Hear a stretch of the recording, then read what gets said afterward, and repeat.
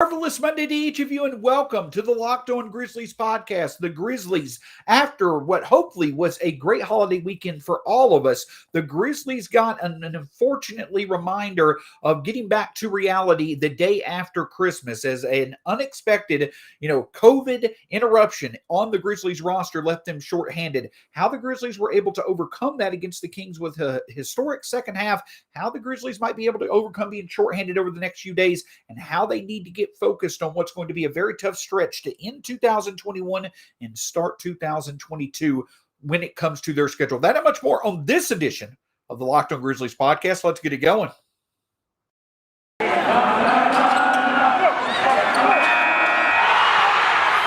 are Locked On Grizzlies, your daily Memphis Grizzlies podcast, part of the Locked On Podcast Network, your team every day.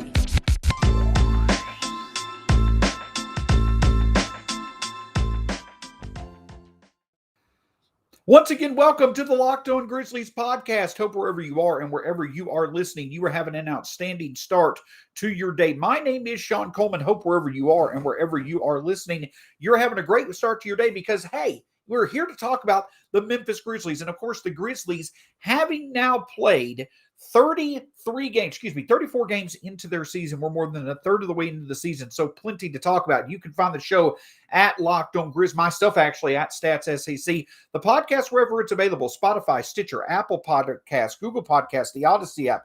Wherever you choose to listen to podcasts, that's where we will be. And of course, we want to remind you, when it comes to the podcast itself, make sure you listen, review, subscribe. We always want to provide content that is relevant to our listeners' preferences. Obviously, can't thank you enough for joining us. Hope everybody had a great holiday weekend, making Locked On Grizzlies your first listen of the day. So, of course, the Grizzlies getting a bit of rest over the week leading up to the holiday season. I believe that they played one game basically in 5 days. That, of course, was against the hard-fought game against the Warriors. It didn't work out.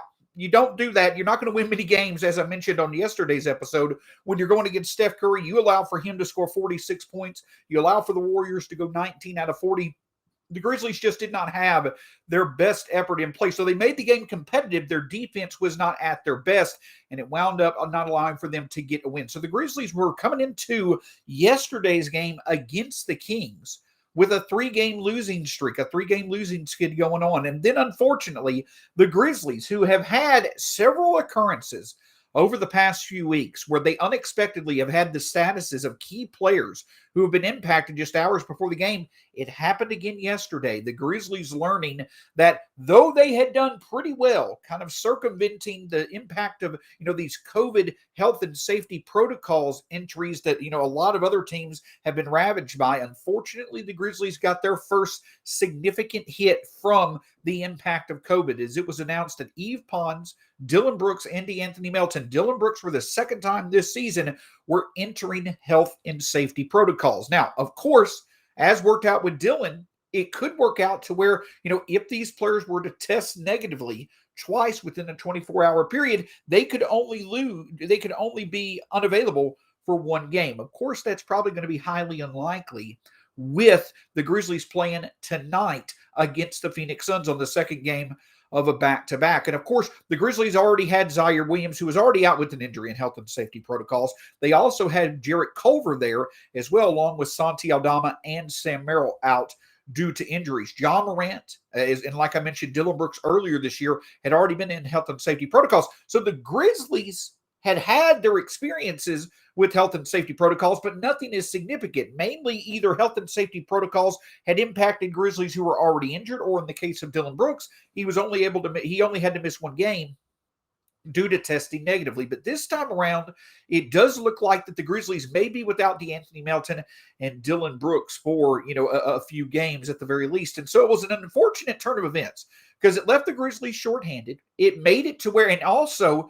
you saw the Kings, who have been one of the teams that have been impacted the most by COVID, they actually were able to get Marvin Bagley and De'Aaron Fox, among others, back. So when it comes to the roster availability of significant talents, it was a big shift for the Grizzlies in a less than ideal way, as a negative for them and a positive for the Kings, than what the status of both teams looked like to start yesterday morning. So the Grizzlies come into this game, and due to having to shuffle some roster pieces, being without Brooks, being without Melton and others, John Konchar actually got his first start of his career. Well-deserved nod for how much effort and energy and just overall consistency he shows when he's on the court with his productivity. But the Grizzlies were going to start John Morant, Desmond Bane, John Konchar, Jaren Jackson Jr., and Steven Adams. And in the first half of the game, you certainly could see that the Grizzlies were a bit out of sorts. John Morant was not able to find his shot. Jaren Jackson Jr. was not able to hit, from three.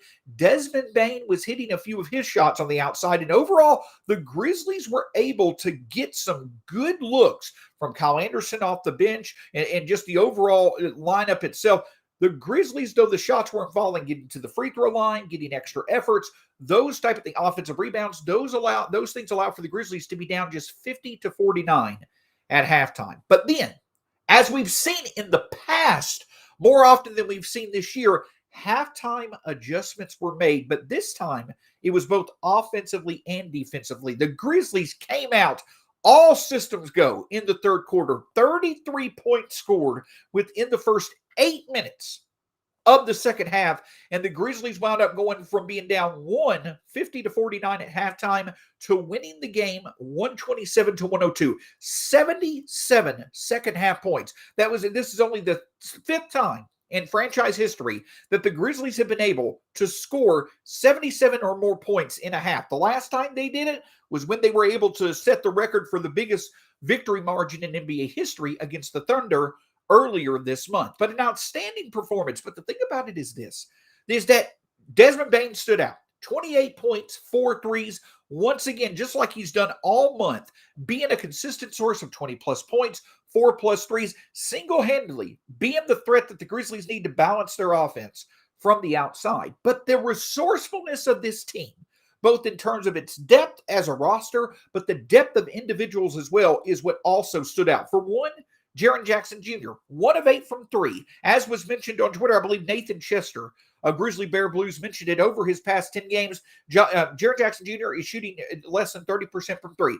The threes are not falling. But the big key is that the Jaren that we're seeing now versus the Jaren that we saw in the past, this Jaren can remain relevant and resourceful because of his ability to get into the lane, because of his key ability to be able to get to the line, his ability to be able to trust his body and get good looks from inside the lane, inside the arc, what have you, to balance out. So if that three-point shot's not falling, Jaren can still be a threat to score, especially last night when he set a career high for free throw efforts. Steven Adams, though it doesn't show in the box score, 6 assists, a season high for him, 8 rebounds, 10 points, a plus 31. He was productive in the lane on offense, either getting good looks, getting offensive rebounds, or setting teammates up, or on defense was making it very hard for the Kings to be able to find good looks themselves from inside the lane. So though it may not show up in the counting statistics, the impact of Steven Adams on both ends of the court certainly showed up as well. The bench stood out, and a hat tip, a very astute call by Taylor Jenkins in starting Konchar while keeping Kyle Anderson on the bench to go along with Tyus Jones and a returning Brandon Clark. By starting John Konchar, Taylor Jenkins was able to keep his bench the stronger unit between the Grizzlies and the Kings, and the bench minutes really helped the Grizzlies stay afloat in that first half and really gave them a boost to extend the lead in the late third quarter into the early fourth quarter. Kyle Anderson had 14 points. Brandon Clark had 14 points. The bench overall did a great job, and a reason why was because the trio of Tyus, Kyle Anderson, and Brandon Clark was just a trio that the Kings could not match at all off their bench. But perhaps the game ball, if you will, goes to John Konchar. In his first game as a starter, John Konchar has 11 points, 14 rebounds, 2 steals, 3 assists, and 2 blocks. Again, showing his ability to fill up the stat sheet because of his energy, his activity, just his overall ability to impact the game in many ways beyond scoring. But the key aspect to understand about it is this. This is why John Konchar actually worked to support the Grizzlies starting unit. It's his overall ability to rebound. John Konchar grabbing 14 rebounds in expanded minutes should not surprise anyone. He has been, over the past 2 years, ever since basically he entered the league as a rookie in the 1920 season, John Konchar has been one of the best rebounding guards in the NBA. And last night it showed. It shows nearly every time he's on the court. So his abilities to support the Grizzlies starting duos of John Bane in the backcourt and Jaren and Steven Adams in the front court, it really stood out. And at the end of the day, the reason why it stood out, the Grizzlies had 19 more shots than the Kings. They had 36 more points in the paint. They had 19 offensive rebounds and they scored 35 second chance points. Without Melton and without Brooks, who are going to be key, who obviously impact the defense, but also are good three-point threats, these are going to have to be the keys for the Grizzlies to be able to win games over the next week. I'll discuss that in just a moment. But of course, I want to remind you when it comes overall to your daily routine. And you know, for one of the title sponsors for Locked On Grizzlies is Truebill. Truebill is the opportunity for you to be able during this holiday season. You probably want to try different free trials that look nice. You know, you want to try things out without having to commit to pay for them. Well, Truebill is a great way to do that because it allows for you to be able to hold your subscriptions in one place, but get updated when free trials end and you're potentially about to get charged, so you don't have to pay unwanted fees. Just go to truebill.com/LockedOnNBA and check it out. It can save you on average of $720 a year just by using Truebill. And it's not just to keep up with those free trials. It's a general awesome way for you to keep up with your subscriptions as a whole. Check out truebill.com today to be able to keep all your subscriptions in place. Week 16 of the NFL season is almost over. Several teams had important victories, or at the very least important results, to their playoff chances. For instance, only one AFC team right now is in the playoffs, and that's the Kansas City Chiefs. But say you're a Titans fan and you want to check out the latest with Tyler Rowland of Locked On Titans, or perhaps before their game tonight, the latest with the New Orleans Saints with Locked On Saints host Ross Jackson. So many different great hosts you can check out on the Locked On NFL podcast. After making Locked On Grizzlies your first listen of the day, check out the Locked On NFL podcast of your choice for the latest on the stretch run to the playoffs for your favorite NFL team. So as I mentioned, Dillon Brooks and DeAnthony Melton, their absences certainly is a less than ideal development for the Grizzlies. And it's not just, it's on both ends of the court, right? You're talking about a total of over, probably, I believe it was around 25 shots per game between Dillon Brooks and DeAnthony Melton, over 10 three-point shots per game, usually, between Dillon Brooks and DeAnthony Melton. And then, obviously, your most important defensive piece, with how much the impact of Dillon being on the court has improved the defense this year, plus your most active or most consistent source of turnovers in DeAnthony Melton. If there's a guy on this team who can take over a game defensively on the perimeter, it's DeAnthony Melton with his ability to create steals. So you've got two very, very critical components to what have made the Grizzlies so successful this month, especially without John Morant. Well, now, unfortunately, you're going to be without them. At least probably for the next week, probably through the new year, unless, again, they test negative twice in a 24-hour period. So if that occurs, if that's the case, the Grizzlies are going to have to make up for their absence by relying on a few players in expanded roles once again. And this namely is John Konchar, obviously, who started yesterday and obviously had great initial results, but also the low post duo of Xavier Tillman and Killian Tilly once again working on the perimeter. Their ability to, both of them as bigs, to defend the perimeter is certainly going to be a great asset when you mix in the bench and starting lineups together to be able to, manage minutes for your players. But those guys are really going to have to step up into bigger roles. But for me, the key for the Grizzlies is simply this. With DeAnthony Melton and Dillon Brooks out, you've taken a big hit on your perimeter. So with the depth of this Grizzlies team, their focus should be on featuring the strength of their size. That's absolutely correct. That is what made the difference in yesterday's game against the Kings. Once again, 19 offensive rebounds, 35 second chance points. They were able to get 72 points in the paint. And even with Jaren Jackson Jr. struggling from three, overall, the Grizzlies shot 9 of 30 from three. If the Grizzlies are not going to be able to make their threes on a consistent basis, they have got to pound the paint and be able to make the most of that. Because right now, that is simply the Grizzlies playing at their best. You've already got one of the best paint scorers in the league in John Morant. You've got an improved Jaren Jackson Jr. of getting into the paint. Steven Adams has become more reliable on turning his second chance points or his second chance rebounds into points and has become a more resourceful passing option down low for baskets. And you can support the efforts of those three guys in the starting lineup with the shooting of Desmond Bane from the outside.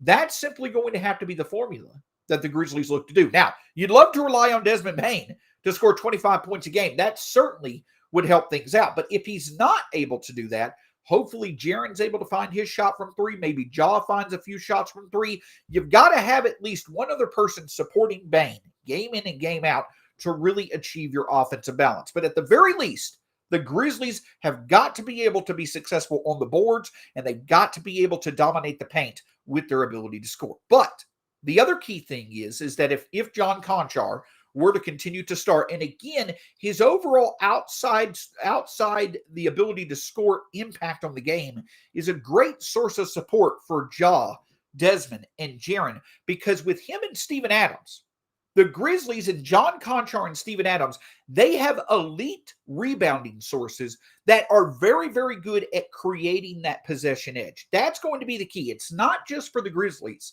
to find success in the paint with Dillon and Melton and others being out. It's also them creating that possession edge. That's going through getting offensive rebounds. That's through their defensive activity of creating turnovers, but also limiting offensive rebounds on the defensive end. And when you have the combination of Steven Adams and John Konchar on the court together, that is two very good rebounding sources that give the Grizzlies a distinct advantage of limiting the possessions of their opponents while also improving their own possessions. Now, the quality on offense or defense per possession may go down a bit with Konchar in instead of Melton or Dillon Brooks or whatever combination you have, but the quantity is going to improve. You're going to get more possessions in your favor. You're going to get a higher number of possessions, a possession advantage over your opponent more than likely when John Konchar and Steven Adams are supporting Ja, Desmond, and Jaren. And that's what the Grizzlies need right now, because with their struggles that they've had shooting the basketball recently, the way that they're going to beat teams is to have a significant number of chances more than their opponents per game. But the other big thing is that if you've got John Konchar in that starting lineup, you then can again focus on producing in the paint with the size the Grizzlies have on their bench. Now playing Tilly and Tillman and Brandon Clark and Kyle Anderson. That's four players who are 6'8", 6'9", or taller that you're relying on to be able to defend as well as rebound as well as produce in the paint. It just simply with the size that the Grizzlies have right now, where Ja Morant, Tyus Jones, and Desmond Bane, if you want to count John Konchar, those are mainly your guards. The rest of the rotation right now is more bigs than they are wings or guards. You've got to play to your strengths, and that is the ability for this Grizzlies team to produce in the paint. It's the ability for this Grizzlies team to rebound, and it's the ability for this Grizzlies team to limit the possession of its oppositions so the Grizzlies can consistently get that possession edge and win games as they put on display last night. But the other big thing is that will really help out is that the one thing that also stands out is that the Grizzlies have not had that many games as of late where they've got 29, 30, 31 assists. Last night they had 33 assists. If they can couple their ability to be able to produce in the paint, as I mentioned before, producing in the paint, good passes to find opportunities, and then if you can produce in the paint and make the defense, force the defense to have to pay attention to what the Grizzlies are doing in the paint, that should be able to open up some outside shots. And even if you're not shooting the three at an elite percentage, you're at least making enough threes to balance out the offense, to be able to have counters to whatever the defense throws at you. So the Grizzlies still, even without Desmond Bane, with DeAnthony Melton, Dillon Brooks, and others unavailable at the moment, this Grizzlies team, with the depth that everybody across the league and everybody here in Memphis always talks about, the Grizzlies still have the capability of being able to find ways to win through their size, through their paint production, through their passing, and through their defense overall, especially when it comes to guarding the paint. But the Grizzlies are going to have to find a way to balance out the offense consistently, and hopefully that's someone stepping up to support Desmond Bane when it comes to shooting from three. The Grizzlies are especially going to need that tonight, as they're going into the second game of a back-to-back against the Phoenix Suns, who just played on Christmas Day and lost to the Golden State Warriors. So the Suns are absolutely already being one of the better teams in basketball. They're going to absolutely be motivated as one team can, as much as one team can be, to get back on the right track against the Grizzlies. But there could be a way for Memphis to be able to make the game competitive and maybe even create a chance to win. I'll discuss that in just a moment. But before we do that, I'll tell you this, obviously, we're going from 2021 into 2022, but some things just remain the same because they're in the best form they can be already, and that's Built Bar. Built Bar is the protein bar that tastes like a candy bar. Have it in the morning for breakfast, have it in the afternoon as a snack. Great source of health, great source of taste, great source of energy. If you go to Built.com right now, you get over 18 different flavors you can choose from. And if you put in the promo code LOCKED15, you'll get 15% off your next order from Built Bar. I know we may all have a New Year's resolution, but the New Year's resolution for Built Bar is just to stay as awesome as it has been for the now years that we've discussed it here on the Locked On Grizzlies podcast. Again, check out Built.com right now. Choose from over 18 different flavors for whatever Built Bar flavor you like. And then go to Built.com and also put in that promo code LOCKED15 to get 15% off your next order from Built Bar. On tomorrow's edition of the Locked On Grizzlies podcast, we'll certainly discuss the Grizzlies game against the Phoenix Suns and how they have been looking against some of the better teams in the NBA for the calendar year of 2021. Plus, we'll also look at the week ahead for the Grizzlies as they really get into a tough stretch of games going to end 2021 and beginning 2022. That and much more on tomorrow's edition of the Locked On Grizzlies podcast. But of course, the Phoenix Suns are also a team that have been impacted by COVID. It was announced, I believe, yesterday that for the Suns, Jay Crowder and Frank Kaminsky also entered health and safety protocols. So the Suns, like the Grizzlies, they have seen some significant members of their rotation who are going to be unavailable due to health and safety protocols. But of course, at the end of the day, the Suns featuring Mikal Bridges, Chris Paul, Devin Booker, and DeAndre Ayton. There's a reason why they are one of the best teams in the league, because that's one of the best quartets that's out there in terms of both defense and offense. And that's what stands out about this Suns team. It's their balance. You're not going to have an easy way to be able to beat the Suns. They defend they defend within the arc well, they defend the three well. They do a very good job of finding their own shots. They're a team that's going to be able to match the Grizzlies in terms of being able to find success from within the arc. But there is an opportunity where the Grizzlies could potentially find a way to be successful, and that is playing to their strengths. If there is an area where the Suns may struggle a bit, where the Suns could potentially leave the door cracked open a bit for teams to be able to come in and make things competitive against them, it's an offensive rebounding. The Suns are 22nd in the league in terms of offensive rebounds allowed to opponents per year. And we know, obviously, the Grizzlies with Steven Adams are among the league's best. The Suns also are either average to below average when it comes to allowing points in the paint by opponents, fast break points by opponents, and second chance overall points by opponents. So the Grizzlies' ability to create advantages on the hustle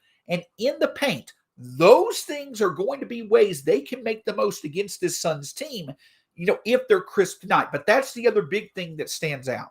The Grizzlies are going to have to be crisp in all facets of the game. They're going to have to combine their ability to create advantages on the run and in the paint, along with overall consistently finding the right shot. That's what stands out for tonight's game against the Suns. The Grizzlies are going to have to couple with what they've been doing well, which again is producing in the paint, on the hustle, creating turnovers. They're going to need to do all those things to some extent. But it is going to be critical that the Grizzlies also use their good ball movement to be able to find high percentage looks and be able to actually convert those high percentage looks, both from two and then hopefully that'll open up the three for Desmond Bane and a few other people to stand up to make some key threes along the way. But beyond the Grizzlies doing what they do best on the hustle and on the run, and also really putting a high emphasis on consistently finding a high percentage shot per possession, another key aspect is the Grizzlies are going to have to win the non-starter minutes. Now, the Suns bench certainly still remains a very, very good bench, even without Jay Crowder, Frank Kaminsky, and others. But the Grizzlies can, with their players that they have, making an impact defensively and offensively, but more than anything, Kyle Anderson, Brandon Clark, and Tyus Jones, the efficiency of those three players. If the Grizzlies can figure out how to make the most of the bench minutes when those three players are on the court, when the starters are off the court, the Grizzlies should be able to find some success. Because the key for the Grizzlies is that the reason why this Kings win was so important was because after this game against the Suns, the Grizzlies are going to have a game against the Lakers on Wednesday, and they're going to face the Spurs, who have been playing better than people had expected, on Friday. And then after that ends the 2021 calendar year.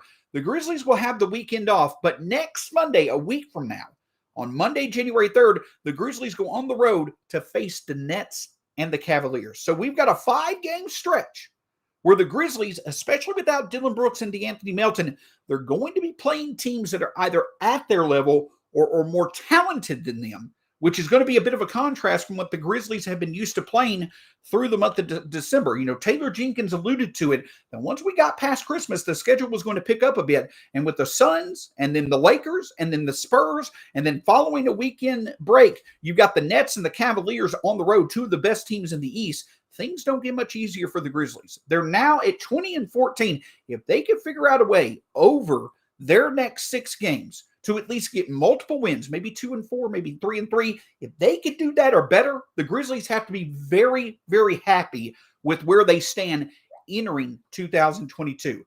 Hopefully, they'll be able to get the job done, and we'll be able to see this team step up once again despite being without some of its most important players. We'll look forward to talking with you after the game tonight against the Suns. It should be a competitive matchup.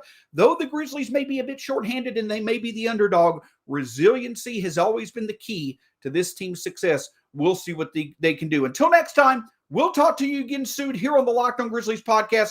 Go Grizzlies. We'll talk to you tomorrow.